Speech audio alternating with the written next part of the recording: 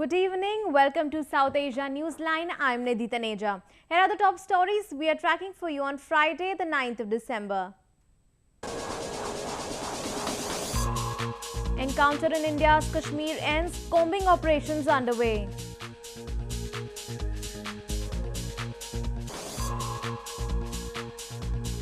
Rohingya Muslims move out of dingy government camps in Bangladesh.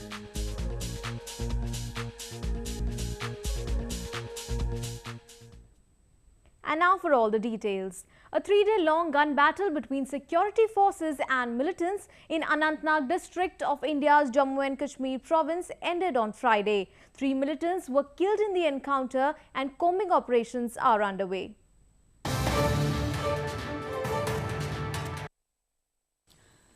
The heavy exchange of fire between terrorists and security forces ended on Friday in Jammu and Kashmir's Anantnag district.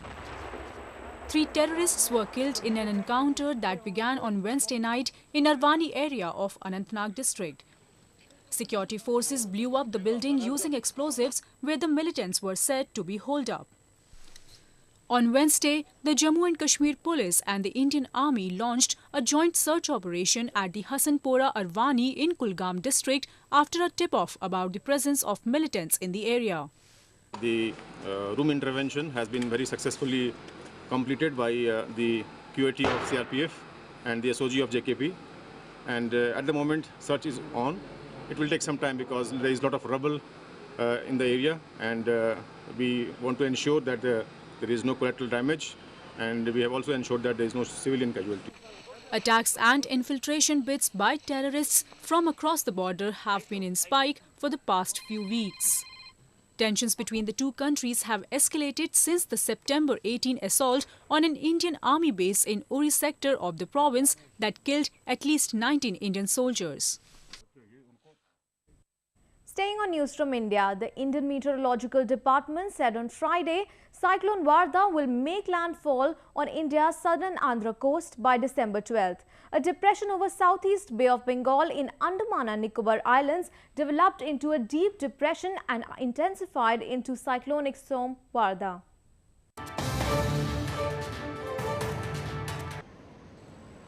India's Meteorological Department or IMD official said that Cyclone Varda will make landfall on Andhra coast by December 12. The cyclonic storm has been moving apparently slow at around 6.2 miles per hour from southeast Bay of Bengal to northwards. Moderate to heavy rains are expected in coastal areas of Andhra Pradesh starting December 11, and people have been advised to stay indoors. It is likely to intensify into a severe cyclone storm during the next 24 hours and move in northerly direction for some more time, and it will move in a northwesterly direction in the latter period and cross Andhra coast between Nellore and Kognada by 12th December 2016. Meanwhile, with almost 1,000 tourists stranded in Havelock Island due to bad weather, out of which over 300 are foreign nationals, the Indian Army and the Indian Air Force has stepped up its efforts to rescue the stranded tourists. 6 Navy ships and 2 Indian Coast Guard ships launched its rescue operations from Port Blair in the morning. 3 IF helicopters also joined the operation for the evacuation of the stranded tourists. Tourists were stranded at the Havelock Island after heavy rains lashed the region. Moving on to news from Bangladesh. Desperate for shelter, many Rohingya Muslims are building small shanties outside the cramped Rohingya camps of Cox's Bazar in Bangladesh. Members of the ethnic minority community continue to flee Myanmar after troops launched a crackdown on Rohingyas that has killed at least 86 people and sent 10,000 fleeing.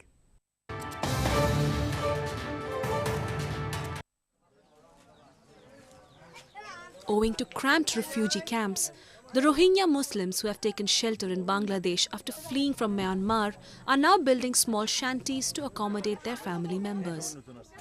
Rohingya Muslims rent out land from the locals and then build huts to get away from the camps. Some have also rented houses while others are living in slums around Cox's Bazar. Robbed of most of their possessions, refugee families find it rather difficult to fit into the single rooms that they are being offered. However, according to Cox's Bazar Rohingya Refugee Repatriation Action Committee Principal Hamidul Haq Chaudhry, the move of renting out land to make money will eventually encourage more illegal Rohingya refugees to come. More than 10,000 people had fled to Bangladesh in recent weeks, United Nations officials said last week.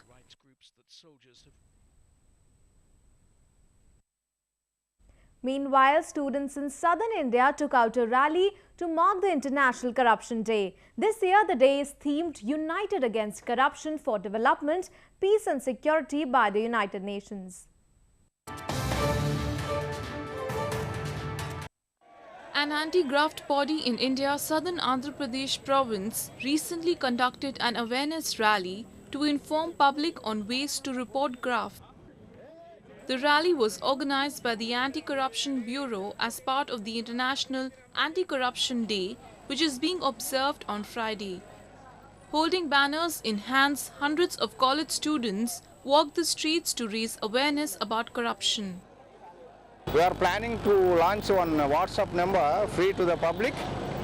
If any person witnessed any incident of corruption, he can just shoot it in his mobile, in any Android mobile, and he can directly upload to the WhatsApp number, so that we will initiate some inquiry, and basing on the merits, we will take action against them. While India has improved its position, the country still ranks 76th out of a list of 168 countries on Transparency International's 2016 Corruption Perception Index. Amid the growing global conflicts, Nobel laureate Kailash Satyarthi warned about increasing dangers to child rights. Satyarthi is said to hold a summit for children in the national capital, New Delhi, to discuss on the problems affecting children.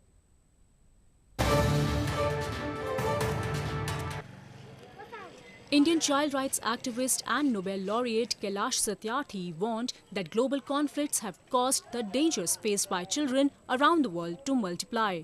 Satyarthi, who won the 2014 Nobel Peace Prize, is bringing together over 24 fellow laureates along with leaders and public figures for the Laureates and Leaders for Children 2016 summit starting on Saturday. The participants are expected to collectively look for solutions to various problems afflicting children. We want to build the strongest possible moral platform for the cause of most neglected, most marginalized children in the world. Despite all the progress we are making, there is a serious deficit in morality. What promises and pledges are made by the states or other authorities or the politicians are not fulfilled for children. He added that rising conflicts around the world are increasing the risks children already face. They flee overseas as refugees, increasing their vulnerability to trafficking, crime, prostitution, and radicalization. South Asia is one of the fastest growing regions for human trafficking in the world. Gangs sell thousands of victims into bonded labor every year, or hire them out to exploitative bosses as domestic servants, or sectors such as farming and manufacturing.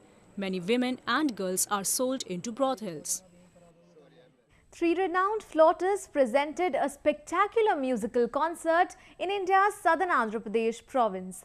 The fusion of different musical styles held the audience in a mesmerizing grasp.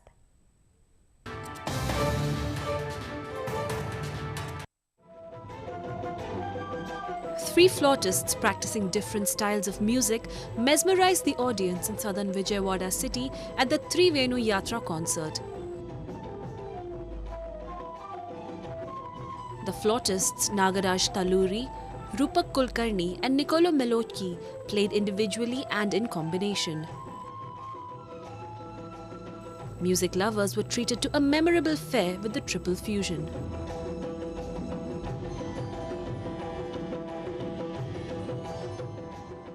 It's a really wonderful experience to present a show here, Trivenu concert here in Vijayawada.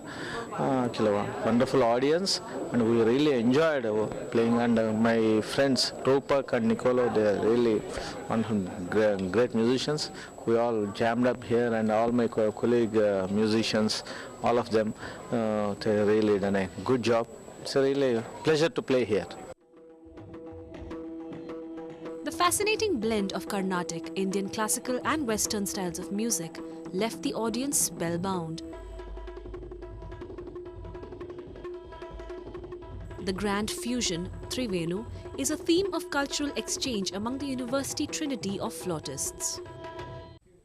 Well, that's the way it was in South Asia this evening. Before we conclude the top stories once again.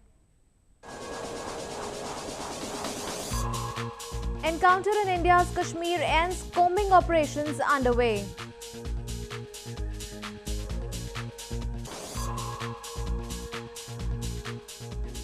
Rohingya Muslims move out of dingy government camps in Bangladesh.